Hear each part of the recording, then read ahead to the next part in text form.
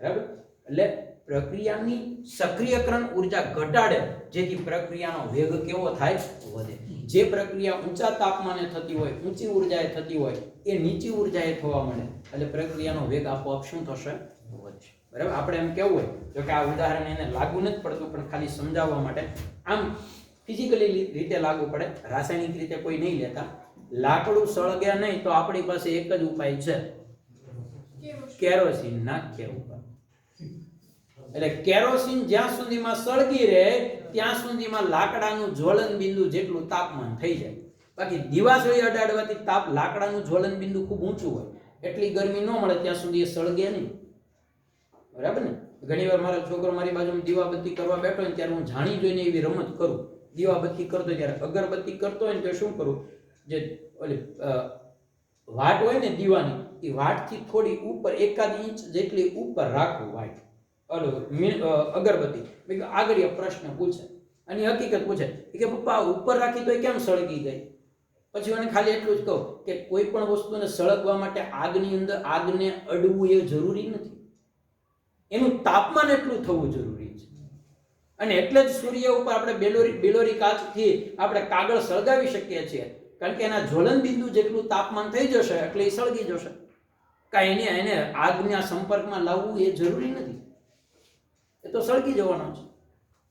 તો એવી રીતે કે ભાઈ અમુક જે તાપમાને સળગે એને આપણે જ્વલન બિંદુ કહીએ, એમ કોઈ પણ રાસાયણિક પ્રક્રિયા જે તાપમાને થતી હોય, જે ઉર્જાએ થતી હોય, એને આપણે એની સક્રિયકરણ ઉર્જા કહીએ. ઉત્સેચકનું કામ છે સક્રિયકરણ ઉર્જાને ઘટાડવા, એને ઘટાડે છે. બરાબર. એટલે આ એક મિત્રો ખાસ આપણે ધ્યાનમાં રાખીએ. ઓકે, હવે વિટામિન સંયોજનો આપણે એનો સામાન્ય ખ્યાલ અત્યારે લઈ લઈએ. આમ તો વિટામિનનો વધુ ડીપમાં અભ્યાસ તમે કેમિસ્ટ્રી કરતા બાયોલોજીમાં લગભગ વધુ તમે અભ્યાસ કરો છો. બરાબર ને? કારણ કે બાયોલોજીમાં વિટામિન્સનો ડીપમાં વાત આપેલી છે, અહીંયા આપણે કાર્બોદિતની વાત આપેલી છે. મિત્રો, વિટામિન આપણા શરીરમાં તમને ખ્યાલ છે કે જુદી જુદી જૈવ રાસાયણિક પ્રક્રિયા કરવા માટે અથવા તો શક્તિ મેળવવા માટે આપણા શરીરને સતત ક્રિયા, આપણું શરીર એક પ્રણાલી છે જે ઘણા બધા યંત્રોથી આખી ક્રિયા એક નિયંત્રિત સંચાલનથી ચાલે છે. ઘણી બધી પ્રક્રિયાઓ એક સાથે ચાલે છે અને એને કારણે આપણું શરીર ચાલે છે. તો આ બધી ક્રિયાઓનું સંચાલન કરવાનું કામ આપણા ઉત્સેચકો કરે છે. અને આ ઉત્સેચકોને મદદ કોણ કરે છે? આ ઉત્સેચકીય પ્રક્રિયા, આપણે કીધું પ્રોટીનના બનેલા ઉત્સેચકો છે ને, આપણી બધી જૈવ રાસાયણિક પ્રક્રિયાનું સંચાલન કરે, એને ઝડપી બનાવે, બધું એનું કામ છે. તો એને મદદ કોણ કરે ખબર? વિટામિન. વિટામિન એ આપણે કહેવું હોય ને તો એને ઉપ ઉત્સેચક કહેવાય. એ હેલ્પ કરે છે. અને એટલે જ વિટામિન જ્યારે આપણા શરીરમાં અમુક હદ કરતાં ઓછું હોય, લાંબા સમય સુધી આપણા શરીરમાં અમુક વિટામિન ન મળે, તો આપણને એ વિટામિન સંબંધી અથવા તો એને સંબંધી કેટલાક રોગ થાય. બરાબર ને? વિટામિન સી ની ઉણપથી કયો રોગ થાય છે? સ્કર્વી. વિટામિન ડી ની ઉણપથી કયો રોગ થાય? પાંડુ રોગ. આ બધા રોગ છે. વિટામિન એ ની ઉણપથી કયો રોગ થાય છે? રક્ત અંધળાપણું, એટલે આંખની નબળાઈ. એ લાંબા સમય સુધી ન થાય, એટલે કારણ કે એ પ્રકારની જૈવિક ક્રિયા આપણા શરીરમાં લાંબા સમયથી એટલી એક્ટિવ નથી હોતી, ડીએક્ટિવ થઈ જાય. એને કારણે શું થાય? આપણને કોઈ શરીર સંબંધી કોઈ રોગ થાય, કોઈ લક્ષણ જોવા મળે. તો વિટામિન એ આપણા શરીરની જરૂરિયાત છે. મિત્રો, એ એટલા બધા વધુ પ્રમાણમાં નથી. જેમ તમે કાર્બોદિત અને પ્રોટીન ખાવ છો એટલી બધી જરૂરિયાત નથી. આપણા શરીરમાં રોજના અમુક માઇક્રોગ્રામ જ વિટામિન જોઈએ. અમુક વિટામિન તો અમુક માઇક્રોગ્રામમાં જ જોઈએ. અને અમુક વિટામિન તો જોતા જ નથી, કારણ કે શરીરમાં આપોઆપ એનું નિર્માણ થતું હોય છે. બરાબર? પણ એ જરૂરિયાત તો ખરી. પછી લાંબા સમય સુધી આપણે એ વિટામિન વગરનો ખોરાક ખાધો હોય કે અમુક ચોક્કસ વિટામિન ન મળે. દાખલા તરીકે તમને કહું કે જે વ્યક્તિ માંસાહારી નથી, માંસ નથી ખાતા અને દૂધ પણ બહુ લિમિટેડ ખાય છે, મોટે ભાગે એને મોટે ભાગે વિટામિન B12 ની ઉણપ વર્તાય. અને B12 ની ઉણપથી, લાંબા સમયની ઉણપથી યાદ શક્તિ ઘટે. તમને પગની પાની આના લક્ષણ કહું, જો એવા લક્ષણ હોય તો રિપોર્ટ કરાવીને એના ઇન્જેક્શન અથવા એનો કોર્સ કરી નાખજો. હકીકત યાદ શક્તિ ઘટે. બીજું, એનાથી તમને પગની પાની એટલે તળિયા છે ને એ દુખે નહીં પણ બળે. તળિયા છે એ બળે ધીમે ધીમે, રાત્રે સૂતા હોય ત્યારે વધુ અસર થાય, વધુ બળતા હોય. પછી પગની પીંડીની એ પણ દુખવા માંડે, અણશક્તિ આવી જાય, થોડી ક્યારેક ક્યારેક તમને આમ ચક્કર આવતા એવું લાગવા માંડે. તો મિત્રો એ વિટામિન B12 ની ખામી છે, ને વિટામિન B12 ની ખામીથી આપણને લાંબે ગાળે માનસિક, એટલે કે આપણે વિટામિન B12 ને આમ તો જોઈએ ને તો એને આપણે માનસિક વિટામિન કહીએ છીએ, મગજ માટેનો વિટામિન. કારણ કે એ લાંબે ગાળે આપણા મગજની કાર્યક્ષમતા ઘટાડે એની ઉણપથી. પણ સાથે સાથે મારે કહેવું પડે કે જો વિટામિનનું પ્રમાણ અમુક હદ કરતાં વધી જશે તો પણ પાછું નુકસાન છે. એટલે વિટામિન યોગ્ય પ્રમાણમાં જરૂરી છે. અમુક હદ કરતાં વિટામિન વધી જાય તો પણ પાછી એની આડઅસર થાય છે. એટલે વિટામિનની ગોળી ઉપર તમારે ખાસ તમે જોવું લખેલું જ હોય કે ડોક્ટરની સલાહ પ્રમાણે જ લેવું, અને એનો એક ચોક્કસ કોર્સ હોય છે તમારો. અને વિટામિનની ઉણપ હોય રિપોર્ટ કર્યા વગર વિટામિનની ગોળી નહીં આપે, કોઈ પણ વિટામિન એને અનુરૂપ જ ગોળી આપે, વધુ નહીં આપે, કારણ કે એ પણ જરૂરી છે. તો મિત્રો આ એક વાત આપણે ખાસ ધ્યાનમાં રાખીએ કે આપણી જૈવિક ક્રિયાઓને નિયંત્રિત કરવા માટે જો ઉત્સેચકો એટલે પ્રોટીનના બનેલા હોય છે એને મદદ કરવાનું કામ કરે છે. વિટામિન કેટલા પ્રકારના છે? તો કે vitamin A, vitamin D, vitamin B, vitamin C, vitamin E. B માં પાછા પ્રકાર આવે છે, ખબર છે ને તમને? Vitamin B1, vitamin B2, B6 અને B12. હવે આ જે વિટામિન છે મિત્રો એ બે પ્રકારના છે, એક જલ દ્રાવ્ય અને એક ચરબી દ્રાવ્ય અથવા જલ અદ્રાવ્ય.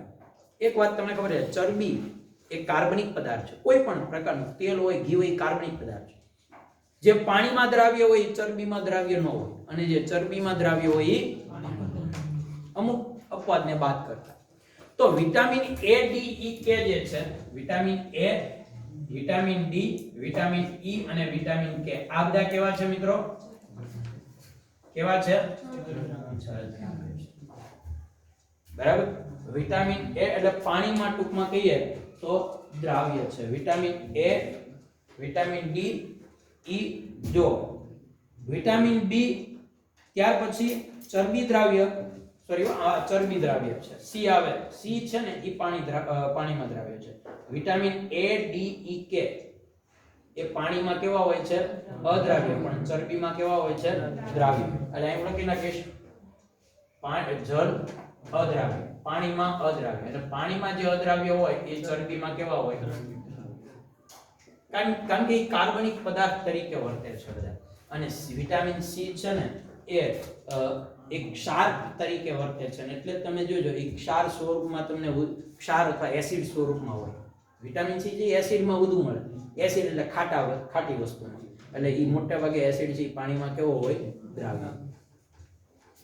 તો ADE કે છે બરાબર, ચરબી દ્રાવ્ય છે, અને યકૃત મેદસ્વી પેશીઓમાં એનો સંગ્રહ થતો હોય છે.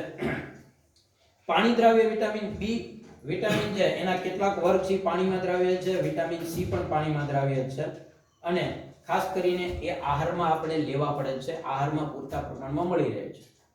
વિટામિન D એવો છે કે મોટે ભાગે આહારમાં મળે, પણ વિટામિન D છે ને એ આપણા શરીરના આંતરડામાં એનું સંશ્લેષણ થતું હોય, બનતો હોય છે બરાબર. અને એની સિવાય સવારનો સૂર્યપ્રકાશની હાજરીમાં આપણે સૂર્યપ્રકાશની સામે થોડીવાર રહીએ તો એમાંથી પણ વિટામિન D છે એ સંશ્લેષણ થાય છે. એટલે વિટામિન D ખોરાકમાં એટલો જરૂરી નથી, કારણ કે મોટે ભાગે આપણા શરીરમાં એનું સંશ્લેષણ થતું હોય. પણ મિત્રો અમુક સ્થિતિ એવી છે કે જ્યારે વિટામિન D આપણા શરીરમાં બનતો બંધ થઈ જાય. ક્યારે? તો કે જ્યારે વધુ પડતું તમે તીખું ખાતા હોય, અને એને કારણે તમારા શરીરમાં, તમારી હોજરીમાં તીખું ખાઈ એટલે એસિડિટી, એસિડ ઉત્પન્ન થાય. તો એસિડનું પ્રમાણ જ્યારે વધે ત્યારે વિટામિન D નું નિર્માણ થવાની ક્રિયા અટકે, અને એને કારણે વિટામિન D સંબંધી આપણને કેટલાક રોગો થાય એવું બને. ઓકે, જો અહીંયા કોષ્ટક આપ્યો છે, ખાસ તમારે જોઈ લેવાનો છે. વિટામિન સંયોજનોના નામ, એનો સ્ત્રોત અને એના ઉણપથી થતા રોગ. આ તમારે જોઈ લેવાનું છે ને યાદ રાખવાનું છે, કારણ કે યાદ જ રાખવું પડશે કે વિટામિન A છે એ ક્યાંથી મળે? તો કે માછલીના યકૃત. આ લગભગ બધામાં આવશે, બધામાં.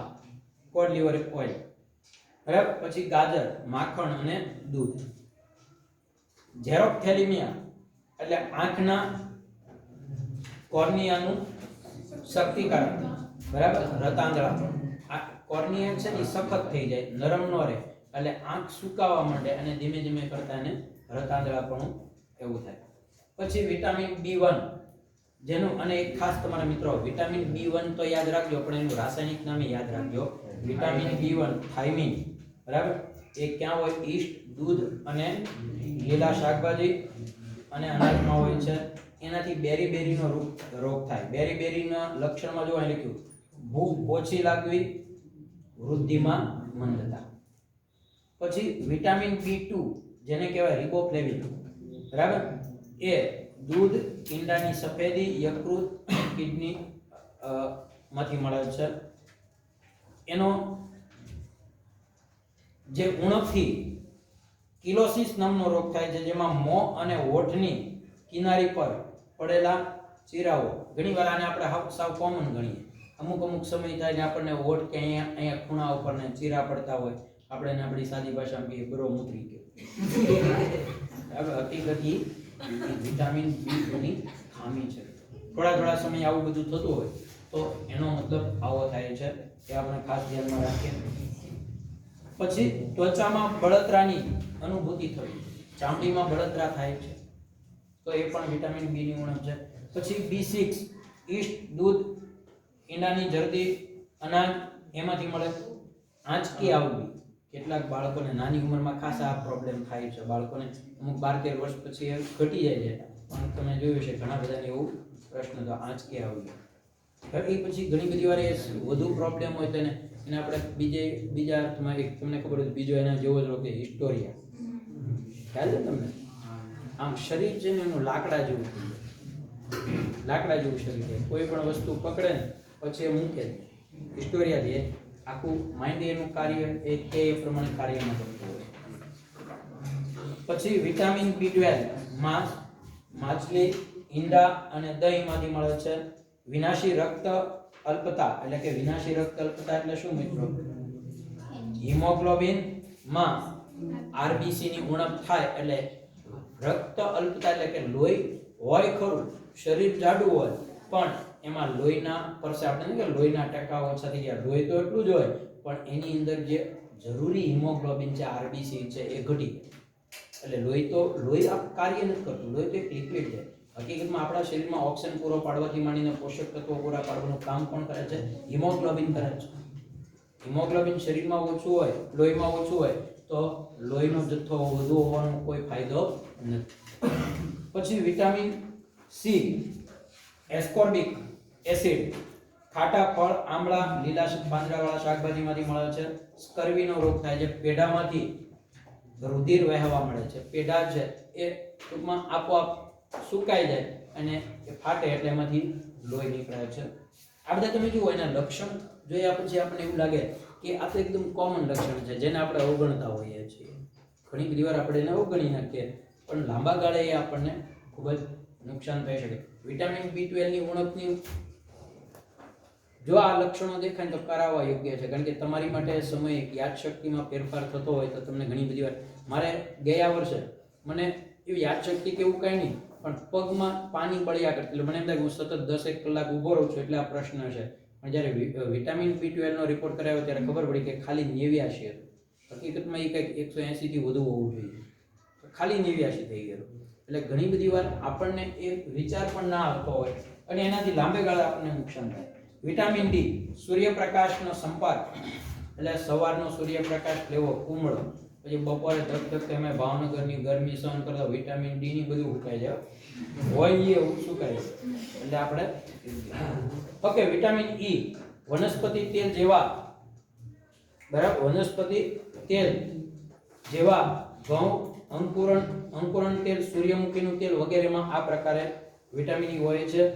RBCS ની નાજુકતામાં અને સ્નાયુઓની નબળાઈમાં વધારો કરે છે. જો સ્નાયુઓ નબળા પડી જાય ઉણપ થયો. પછી વિટામિન K લીલા પાંદડાવાળા શાકભાજીમાંથી મળે છે. રુધિર ગંઠાવામાં સમયમાં વધારો થાય છે એની ઉણપથી.